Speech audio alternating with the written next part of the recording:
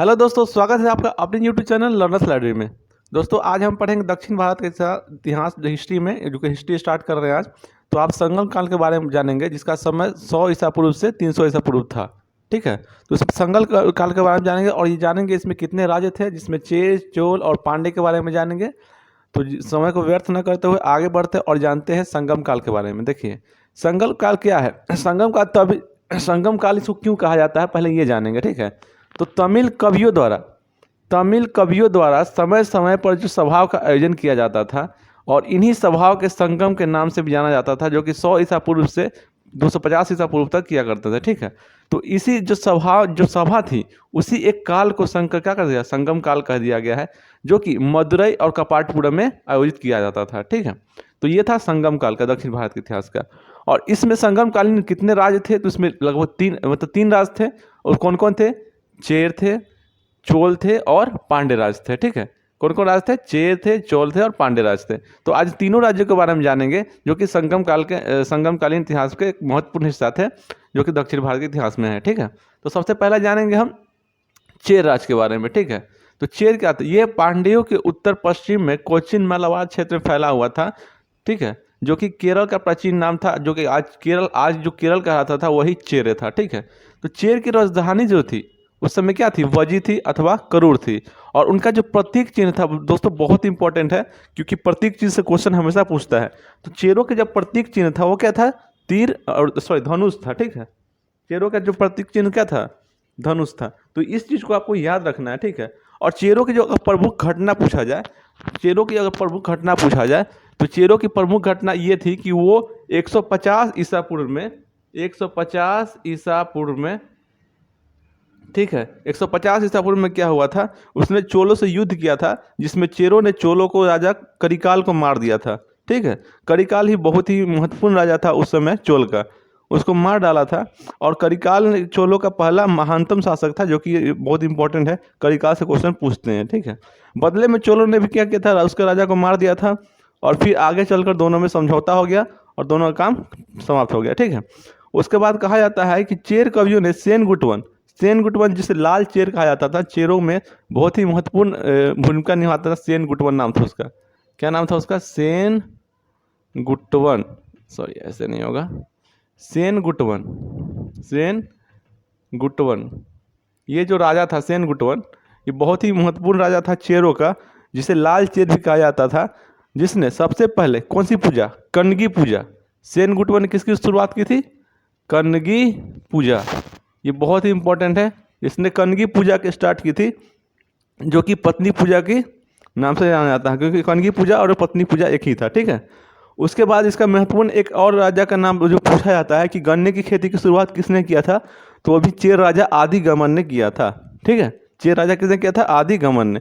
तो इसको आप इंपॉर्टेंट है, आप इसको याद रखेंगे, ध्यान रखेंगे। ठीक है, अब देखिए, इसका दूसरी शताब्दी में चेर शक्तियाँ खत्म हो गई, क्योंकि उसकी शक्तियाँ छीन होने लगी थी। ठीक है, अब आगे बढ़ते हैं और चोल के बारे में समझते हैं। हाँ, तो देखिए दोस्तों, दूसरा जो साम्राज्य था उस समय, जो दक्षिण भारत के इतिहास में संगम काल का समय था, वो था चोल साम्राज्य। ठीक है, ये बहुत ही महत्वपूर्ण है, क्योंकि देखिए चोल के बारे में इसमें संगम कालीन का 100 ईस्वी पूर्व से 30 ईस्वी पूर्व पढ़ना है। इसके बाद जब इसका पतन हो गया, उसके बाद फिर से इसका उदय होता है, जब हम दक्षिण भारत के प्रमुख राजवंश पढ़ाएंगे, जो इसके जस्ट बाद पढ़ाएंगे पार्ट 2 में, तो उसके बारे में फिर से आप चोल के बारे में पढ़ना है। ठीक है, जिसमें 500 से 1200 ईसा पूर्व तक दक्षिण भारत के प्रमुख राजवंश के बारे में बताएंगे, जिसमें पल्लव, राष्ट्रकूट, चालुक्य, तो उस समय भी चोल का उदय होता है, हम उसमें बताएंगे। उससे पहले आपको ये जानना बहुत जरूरी है, क्योंकि अगर ये समझ में नहीं आएगा तो आगे वाला नहीं समझ में आएगा। ठीक है, तो देखिए चोल साम्राज्य क्या था। ये दक्षिण भारत के इतिहास में बहुत प्रसिद्ध था, और इसका दूसरी शताब्दी और तीसरी शताब्दी में भी देखने को मिलता है। बाद में पांड्यों के कारण इसका पतन हो गया था। ठीक है, चोल साम्राज्य की राजधानी क्या थी? तो ये मंतूर, उड़यूर और तंजावुर थी। ठीक है, ये सब चीज़ें बहुत ही इंपॉर्टेंट है, एसएससी वगैरह में यही सब क्वेश्चन पूछे जाते हैं। इसका महत्वपूर्ण प्रतीक चिन्ह क्या था? बाघ था। तो चोल साम्राज्य का जो प्रतीक चिन्ह था क्या था? बाघ था। इस राज्य को कोरोमंडल के नाम से भी जाना जाता था। ठीक है, जो चोल थे, चोल साम्राज्य जो, तो उसको कोरोमंडल के नाम से जाना जाता था। और इसमें दो महत्वपूर्ण राजा हुए, मतलब शासक हुए, जिसमें एक करिकाल था और जो कि दूसरा क्या था? एलारा। करिकाल जो था, ये चोलों का पहला महानतम शासक था, जिसने श्रीलंका से 12,000 मजदूरों को, मतलब वहाँ से बंदी बनाकर लाया था और भारत में कावेरी नदी किनारे 160 किलोमीटर का बांध बनवाया था, जिसे पुहार बंदरगाह और वर्तमान में कावेरी पत्तनम के नाम से भी जाना जाता है, जो कि बहुत ही महत्वपूर्ण है। और दूसरा जो शासक बहुत महत्वपूर्ण था चोल साम्राज्य का उस समय, कौन था? एलारा। एलारा क्या क्या था? ये श्रीलंका को विजित करके, ठीक है, एलारा ने श्रीलंका को विजित करके 50 वर्षों तक उस पर शासन किया था, ठीक है। तो ये बहुत ही महत्वपूर्ण है चोल साम्राज्य। इसके बारे में आगे भी पढ़ेंगे, जो बता दिए कि दक्षिण भारत का इतिहास पढ़ेंगे तो उसमें भी बताएंगे कि आपको कि चोल साम्राज्य का क्या था, ठीक है। उसके बाद आगे बढ़ते हैं और जानते हैं पांड्य साम्राज्य के बारे में।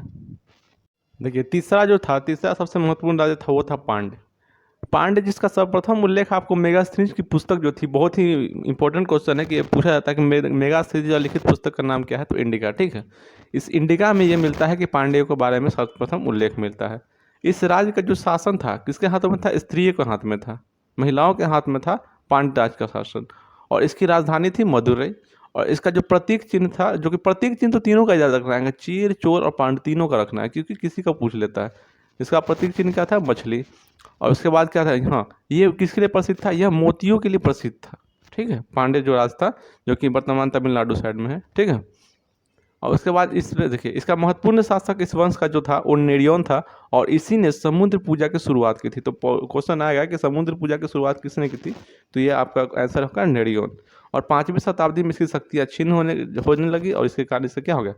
पतन हो गया। तो आपको दोस्तों ये याद रखना है कि आपको तीनों का प्रतीक चीज़ याद रखना है, जिसमें चेर, चोल और पांडे का। तो चेर का क्या था बताए थे? धनुष। चोल का क्या बताए थे? बाघ। और पांडे का क्या है? मछली। तो ये चीज़ें आपको याद रखनी है, इससे क्वेश्चन पूछे जाते हैं, ठीक है। और जब नेक्स्ट वीडियो लाएंगे तो उसमें आपको बताएंगे दक्षिण भारत के प्रमुख राजवंशों के बारे में, जिसमें हम पढ़ेंगे पल्लव के बारे में, राष्ट्रकूट के बारे में, चालुक्य के बारे में, और फिर चोल का कैसे उदय हुआ उसके बारे में जानेंगे, ठीक है दोस्तों। तो मिलते हैं दोस्तों नेक्स्ट वीडियो कैसा लगा कमेंट करके बता सकते हैं, ठीक है। वीडियो अच्छा लगा तो लाइक कीजिएगा, हमारे चैनल को सब्सक्राइब नहीं किए हैं तो कर लीजिएगा, बेल आइकन को क्लिक कर लीजिएगा। चलिए दोस्तों मिलते हैं नेक्स्ट वीडियो में, धन्यवाद।